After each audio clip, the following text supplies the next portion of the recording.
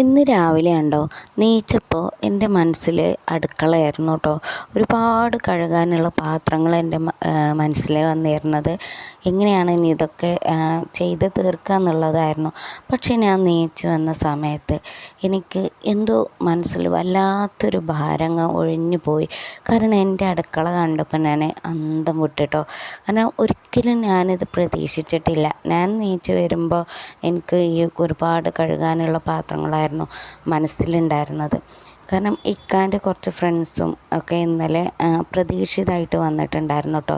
അപ്പോൾ അവർക്ക് ഫുഡും കാര്യങ്ങളൊക്കെ കൊടുത്തതിന് ശേഷം എനിക്ക് കാല് ഭയങ്കരമായിട്ട് വേദനയായിട്ട് ഞാൻ ഒന്നും ചെയ്യാതെ അങ്ങനെ പോയി കിടന്നിട്ടുണ്ടായിരുന്നു. അപ്പം നീച്ച് വരുമ്പോൾ ഈ ഒരു ഇത് കണ്ടാൽ തന്നെ അന്നത്തെ ഫുൾ മൂഡും പോകും കേട്ടോ. അപ്പം ഞാൻ അത് പ്രതീക്ഷിച്ചുകൊണ്ടാണ് നീച്ച് വന്നിട്ടുണ്ടായിരുന്നത്. ഒരു വൃത്തികേടായിട്ടുള്ള ഒരു അടുക്കള ആണ് എൻ്റെ മനസ്സിലുണ്ടായിരുന്നത്.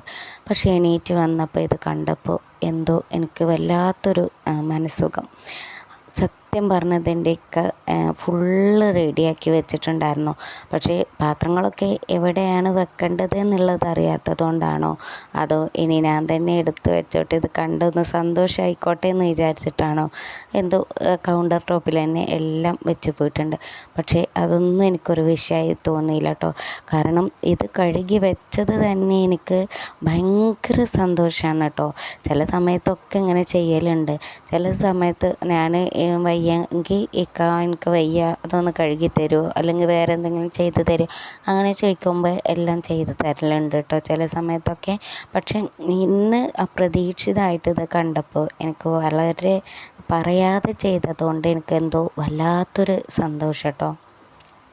സത്യം പറഞ്ഞാൽ നമ്മൾക്ക് എന്നോട് എല്ലാ ആൾക്കാരും ചോദിക്കലുണ്ട്, ഗൾഫിൽ ഹസ്ബൻഡിനെ പറഞ്ഞയക്കാൻ എന്താ ഇത്ര മടിയെന്ന്. കാരണം ഇക്കപ്പോൾ വന്നപ്പോൾ ഞാൻ പോണ്ട അങ്ങനെ പറഞ്ഞിട്ട് നിൽക്കുകയാണ്. അപ്പോൾ എല്ലാവരും എന്നോട് ചോദിക്കും എന്തത്ര മടി. സത്യം പറഞ്ഞാൽ ഇതൊക്കെ തന്നെയാണ് മടി. പണിയെടുക്കാനുള്ള മടിയല്ല, എനിക്ക് വയ്യാണ്ടായി കഴിഞ്ഞാൽ മക്കളുള്ളത് കൊണ്ട് ഞങ്ങൾക്കൊരു തണലാണ് കേട്ടോ ഇക്ക എന്ന് പറയുന്നത്.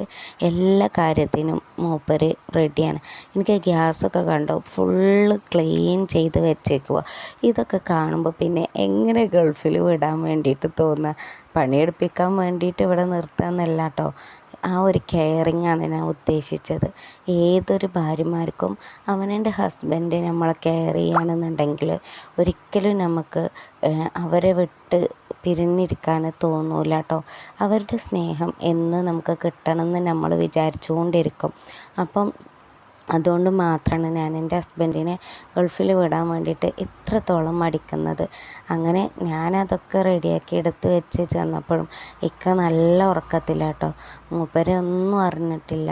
എന്തോ എനിക്ക് ഇക്കാനോട് ആ സമയത്ത് വല്ലാത്തൊരു സ്നേഹം കൂടിപ്പോയിട്ടോ. അല്ലെങ്കിലും സ്നേഹമുണ്ട്, പക്ഷെ ആ ഒരു ടൈമിൽ എന്തോ എനിക്ക് വല്ലാത്തൊരു സ്നേഹം കൂടിക്കൊണ്ടിരുന്നു. അപ്പം മൂപ്പരെ കൈയൊക്കെ ഇങ്ങനെ പിടിച്ച സ്നേഹം ഞാൻ പ്രകടിപ്പിക്കുക. പക്ഷെ മൂപ്പര് നല്ല ഉറക്കത്തിലാണ് കേട്ടോ. എന്തായാലും അൽഹംദുലില്ലാഹി അൽഫ മറ. എത്ര അള്ളാഹുവിനോട് ഞാൻ ശുക്ർ പറഞ്ഞാലും ചെയ്താലും തീരൂല. എൻ്റെ ഈ ഒരു ജന്മത്തിൽ എൻ്റെ ഹസ്ബൻഡിനെ തിരഞ്ഞെടുത്ത് എനിക്ക് തന്നതാണ് ഏറ്റവും വലിയ അനുഗ്രഹം എന്ന് ഞാൻ എപ്പോഴും വിചാരിക്കാറുണ്ട്. അത് ഇങ്ങനത്തെ ഓരോ സാഹചര്യത്തിലാണ് എനിക്ക് കൂടുതലായിട്ടും അത് തോന്നാറുള്ളത്. എന്തായാലും ഇക്ക ഇനി നാട്ടിൽ നിർത്തണം എന്നാണ് എൻ്റെ ഒരു ആഗ്രഹം. അതിന് ഞാൻ ആത്മാർത്ഥമായിട്ട് എൻ്റെ സ്റ്റിച്ചിങ്ങിലൂടെ ഒന്ന് പരിശ്രമിക്കുന്നുണ്ട്. അതിൻ്റെ പുറത്ത് ഇക്ക ഒരു ജോലി ഒന്ന് അന്വേഷിക്കുന്നുണ്ട് കേട്ടോ. ഇതുവരെ ഒന്നും ആയിട്ടില്ല. അപ്പം ഇൻഷാ അല്ലാഹ് പടച്ചോൻ്റെ വിധി ഉണ്ടെങ്കിൽ നല്ല അത്യാവശ്യം കുഴപ്പമില്ലാത്ത ഞങ്ങൾക്ക് ഡെയിലി കഴിഞ്ഞു പോകാനുള്ളൊരു ജോലി കിട്ടുകയാണെന്നുണ്ടെങ്കിൽ ഒരിക്കലും ഇക്ക ഞങ്ങളെ വിട്ട് പോകൂല ഇൻഷാ അല്ലാഹ്.